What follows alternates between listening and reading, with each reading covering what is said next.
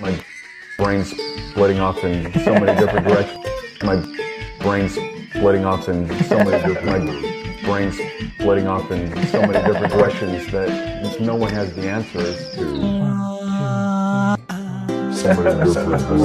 My dad was a shrink. Certain things upset me. And my dad was a shrink. Certain things upset me. And my dad was a shrink. Things upset me. What's the furthest star, and then what's beyond the furthest star? What's the furthest star, and then what's beyond the furthest star? What's the furthest star, and then what's beyond the furthest star? Questions that no one has the answers to. I'm Jeremy Greer. And I'm Gary Butterfield. And this is Days of Future Cast, the podcast where we talk about X-Statix. We're in the beginning of the arc, X-Statix versus the Avengers. Gary, how are you today, my friend? I'm doing pretty well. Okay. I sprained a muscle of some sort in my back. Oh, no. Last week I had like this weird perfect storm where like I was sick and I had some body aches. And during that time when I was resting, I slept wrong and fucked up my back somehow. And then I thought I was just having body aches, not back fuck up. So I was resting it, and resting it is like the worst thing you should do for a back thing. So it's kind of having a long tail. I was looking online. It's like, see a doctor if it doesn't get better in 6 weeks. Fucking 6 weeks. But it's been hampering me a little bit. It's been waking me up at a certain time kind of every day. I'm a morning guy now by my standards because my body will not let me sleep past that. And I can't sit at this chair for all that long. I've been, utilizing my standing desk and having a hard time getting work done. So in answer to your question, not great. Okay. So I know I said pretty good early on. A roller coaster of emotions there. Now that I lay it out, not super good. I did ask. Yeah. Autumn's been having some major back problems, and just like really fighting like pain and going back and forth to like various specialists or whatever. And she kind of tracked it down to this weird muscle that's like on her hip. And she bought some like $60 hunk of plastic from Amazon that was recommended, and she like contorts her body around this thing. And the difference was like huge and significant almost immediately. Like she had been waking up like in pain and like, would have to go like sit with like a heating pad on my back to loosen it up enough so that I could go like do stuff. But like the last few days, since she's gotten this little plastic doohickey, is like she just doesn't have to do that anymore. So it's really nice when you can figure out a problem to fix. So I would love to get a plastic doohickey. Well, I don't know if this is like it's definitely not a solar plexus, but it's just like your solus or something. Like it sounds like a Dark Souls sword. I don't know what muscle group it is. But I haven't gone to the doctor yet about it, because one, like my doctor tends to just be like, well, tell me if it gets worse. But also I haven't wanted to go into, I've been avoiding going to the doctor because of COVID stuff. Not wanting to like go to ground zero or whatever, as best I can. And I maybe might have to break that in order to, I also think I'm going to get bifocals. Okay. I know I'm a million years old and this really cements it, but I have a doctor visit anyway. So I figure if I can get as much of it out of the way as possible, I'll feel a little bit more safe in terms of plague exposure. I decided last night I have a little, my work does like a weird savings account thing. It's just automatically taken away from my paycheck. And I checked it and was like, oh, there's some money in there. And I think I'm going to splurge on myself and get LASIK this year so that I don't have to wear glasses. That's fascinating. One of my best friends was like, dude, like you don't need to do that at 40 because like by 50 you're probably going to need reading glasses. And I'm like, that's a decade, dog. I'll wear glasses every single day. Like I'll take a decade without that. Like I've been doing it since I was fucking teen. Yeah. People treat other people's lives like they're playing a board game. Where it's like, oh, like I'm going to make it the most strategically sound choice in this. Like, well, in 10 years, it's no problem. Then I'll have this job. I'll just go to coding camp for 6 years. And then I'll be able to get a job that pays me this. It's like, well, yeah, 6 years though. You have to live in that time. Yeah. Like I have to do stuff during that 10 years. It'd be nice to like just buy some like $5 sunglasses and be able to wear them every once in a while. Like wearing glasses. Yeah.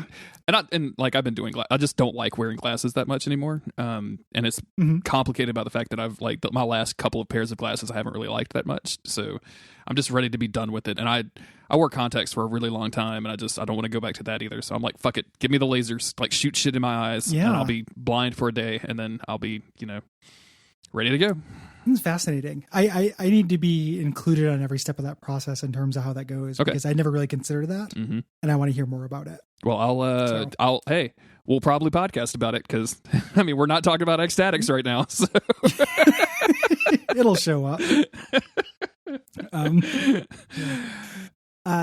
Instead, let's talk about the anarchist fighting Captain America with a pickaxe. Love this. Extremely good panel or cover of just like cover.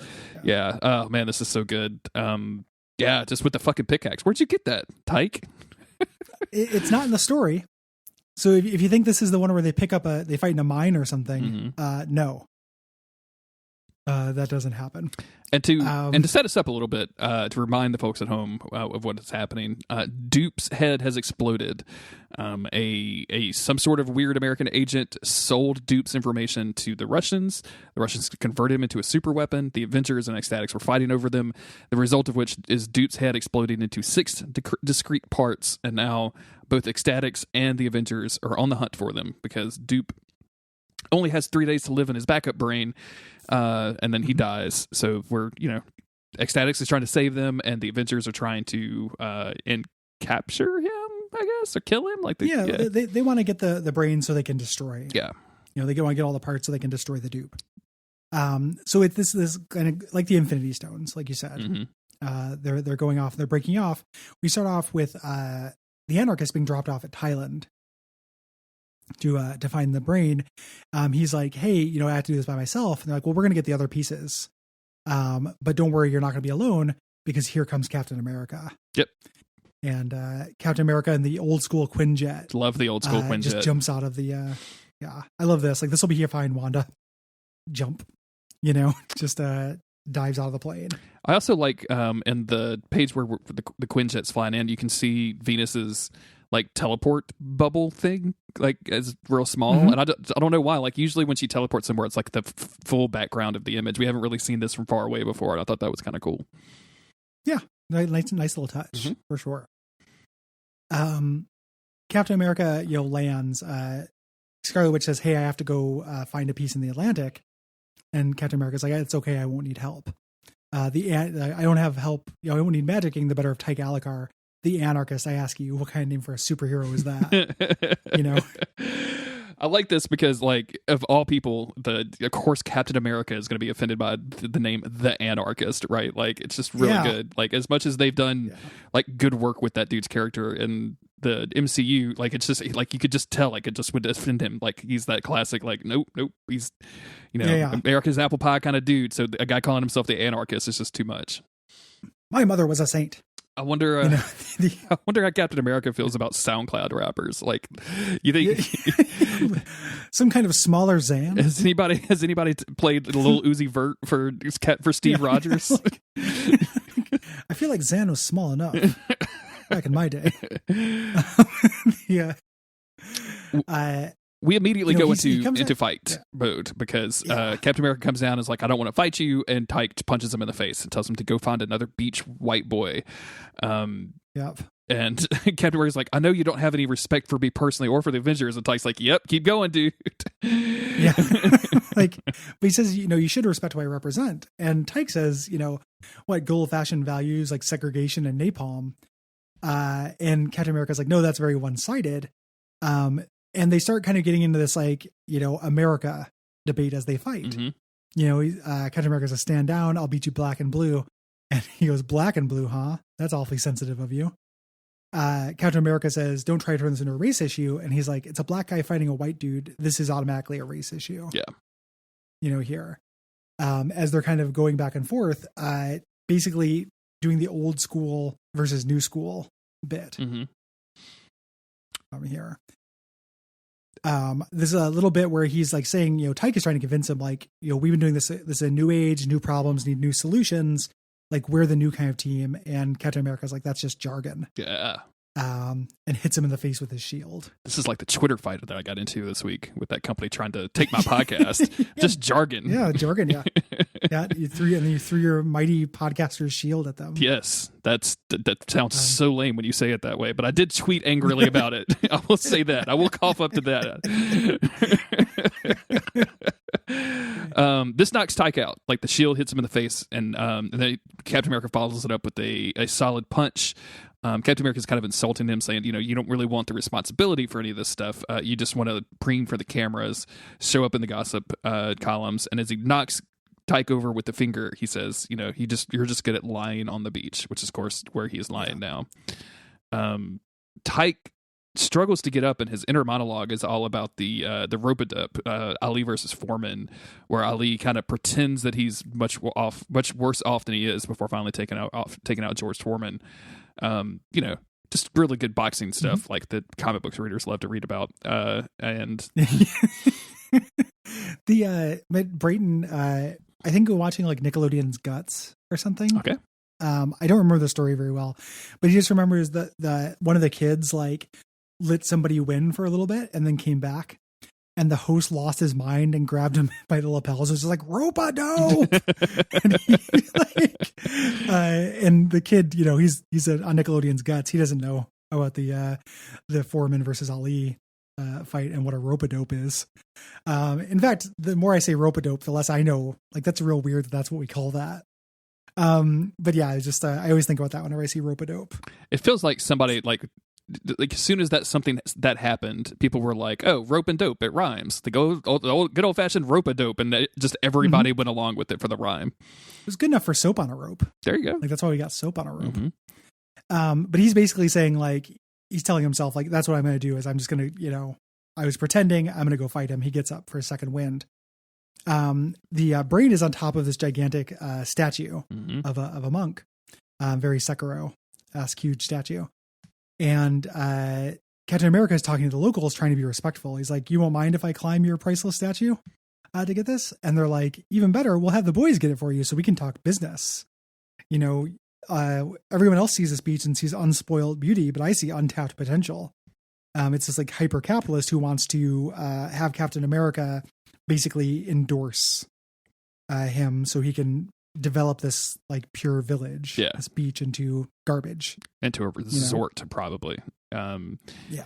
Cap calls Wanda and is like, "Hey, come pick me up." And this is when Tyke shows up to try to take the brain and throws some of his acid sweat, which Captain America deflects over to the giant statue and cuts the head off. And I love that this, I don't know why, but Captain America stuttering is very funny to me. Like, stuttering is not a very, like, it's not a very funny thing at all. Like, I'm not, I had a speech impediment as a kid. So, like, I've been through that war, but, like, for some reason, Captain America going, I'm not just being nervous. I'm not a terrible guy, I promise. It was not my fault. This is not an American just trampling over your customs. And then fucking Tyke coming up with the jump kick going, "White liberal guilt!" Like, kicking him in the face is super good. I also love when he shoots the acid at him. He's like, "Sup, George? You thought that fight was yours because you had me on the ropes?" And Captain America just being like, "George, ropes? Like, what are you talking about?" So Tyke, we think Tyke has it. He shoots he has goo sweat, like Spider-Man sweat, to tie up Captain America, and he gets the brain and starts running off. But all of the villagers actually catch him and beat him up. Yeah. Because they want Captain America's endorsement. And he's like, "We want American business dollars." He goes, "I am American." And they're like, "Yeah, but you're the wrong kind of American." At this point, it feels like Tyke could probably be like, "Yeah, I'm a multi-billionaire." Or whatever. Yeah. Like, I'll just buy your fucking beach. I will definitely just give you a bunch of money. Like, if that's what this is about. Like, Captain America probably has $12 in his checking account and he donates it to Amazon or to the Amazon rainforest or something. Yeah. He probably donated it to Amazon.com a lot on accident until somebody explained it to him. like, we have to save the Amazon. It's entirely important. So, Cap gets the brain. Yep. And there's a little, Tyke talking on the communicator wristwatch. No, he didn't beat me up. Yes, I tried. Captain was sneaky. He got in with their locals and he even used the race card, which is very great. And he asked how the rest of the team is faring. And this is when we're going to go over to what they're calling Part 3, Scarlet Witch versus Dead Girl. Scarlet Witch landing on this boat, on this ghost ship, as they're calling it, like a toxic ghost ship, which is basically a ship loaded down with radioactive cargo that they're taking to like basically sink in the middle of the ocean somewhere, so nobody has to deal with it. And she's asking like kind of all these dudes who are dressed up in like protective gear of like, has anyone else showed up? It's like, you mean that weird broad that looks like a corpse and sarcastic? Man, like I just love Dead Girl just like showing up in the middle of this must have been very, very like confusing for everybody. Super fun. I love it. Like, can we call you Scarlet? No. Just like really short with them. She's down in the hall, which is full of toxic stuff. And it's like, I hope she finds our crewmates, and we see all these corpses floating in there. So this is really dark stuff. There's a bunch of really good jokes in here. I love Scarlet Witch is getting nervous. She's like, well, what are you carrying? And they're like asbestos, carcinogenic, polychlorinated biphenyls, and she's like, okay, I get the picture. And one of the guys says, it can't be dangerous. They wouldn't let us carry it halfway across the planet. Just love it so much. She goes down there with her magic. She's causing light and everything. And she sees her mother, like a vision of her mother, who comes up, and it distracts her until she falls into the goop. Yep. Here. Of course, her mother's dead, so this is kind of weird. But as she falls into the goop, she creates like a little hex bubble around her, so she's not instantly poisoned. And swimming in the goop is Dead Girl, who is at home with all of this stuff, and explains like, hey, like everyone that's living carries around the dead and their memories and their imaginations. So it's easy. So she has the ability to pull that out and like fuck with her. And Wanda responds to that by kicking her in the face, which is very good. Yep. Really great panel. Here, and they're kind of verbally sparring. Dead Girl is trying to psych her out, like, your bubble's slipping, like you have to concentrate to keep your hexes up, because if that bubble goes up, you're going to be breathing in this poison soup, but me, I like it. And she continues going deeper and deeper into this grotesque stuff, as they're kind of racing down to the bottom. Scarlet Witch zaps Dead Girl with like a winding sheet. Yeah. I don't know what that means. Dead Girl drops that like it's something that everybody knows. And I'm like, can I get a footnote? Can I get an editor's footnote? Yeah. You may recognize winding sheets from, Scarlet in the blah, blah, blah, issue 122. So it's a sheet that you wrap a corpse around okay. For a burial. It's like a burial shroud. Well, that makes sense. But I'd never heard the phrase before. Me either. Yeah, that was a first for me. And Dupe's brain, like they're very close to it, and it's just kind of floating in this, but it's also sending out these tendrils. Like it's almost like it's changing in the middle of this thing. Something about in the chemicals in Dupe's brain is reacting with all of this weird toxic sludge. And, hey, it's becoming back alive, which is kind of scary. It's really great, like spooky looking. It's reaching out these tendrils that are reaching into the corpses. They're down here, and they take the form of people Wanda knows. I got the impression this was a Dead Girl trick here, like kind of just using the corpses to make her see this, where they're trying to guilt her, like, we're on fire, the house is burning. She's like, that was an accident. I was young and didn't have control of my powers. No one died. And they're like, are you sure? Did you go back and look? And basically psych her out about her guilt. And she kind of loses her concentration, loses her bubble, and then uses the last little bit of her magic to fly out of the toxic ship. Yeah. To fly out of the goop. But the toxic ship has become animated. Dupe's brain is like taking over everything. So as Dead Girl like reaches to get it, it starts wrapping these tendrils around her. And then literally like this ship like takes it and spits her and the brain out of itself and like shoots it across the ocean. And it's like, okay, I'm ready to be picked up. Venus, you can come get me. Yep. Yeah. The ship wanted something alive and it couldn't handle, Dead Girl. So, so we're 1 for 1, now on this, and it's, mostly stays a tie, for things. Of course it does. We get a little teaser of the next issue, which is going to be, Vivisector versus Hawkeye and Venus de Milo versus Ant-Man. Perfect. Good matchups. Yep. Look forward to that. Yeah.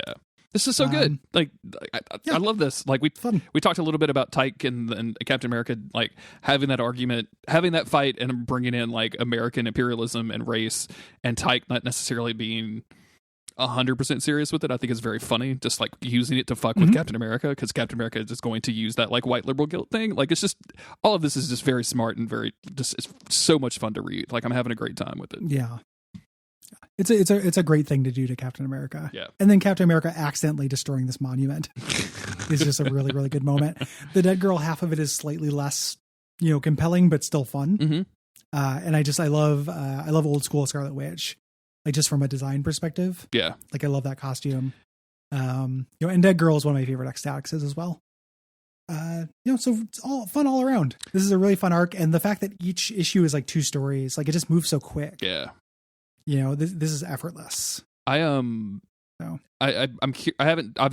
read ahead. So I don't know about like how it works out or anything, but, I really enjoyed the Dead Girl Scarlet Witch stuff, but it was such a change in tone that it kind of threw me for a little bit. Like it's very much more of like a horror comic than it is like the weird fantastical fight that the first half is. So I'm curious if they had matched that up better with the other 2 fights, like how, but I don't know what those tones of those are. If this was just the only horror one that they had, so they just put it right here. But yeah, it was just the tones are all over the place. So each kind of character gets a tone. That's kind of what I figured. Yeah, not to totally spoil it for you, but they each kind of get something that plays with their background or whatever.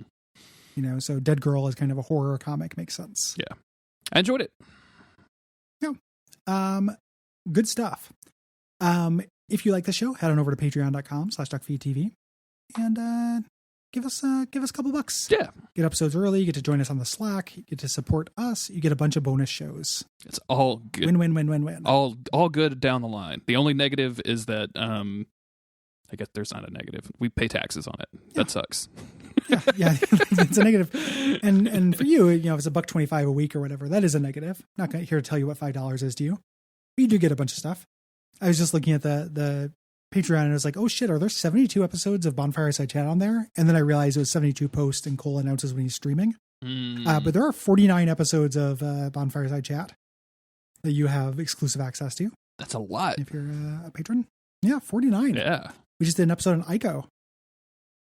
So, you guys like that. Did you get that lightsaber? Did you do the thing? Nope. But I did read about it. Okay. Fair.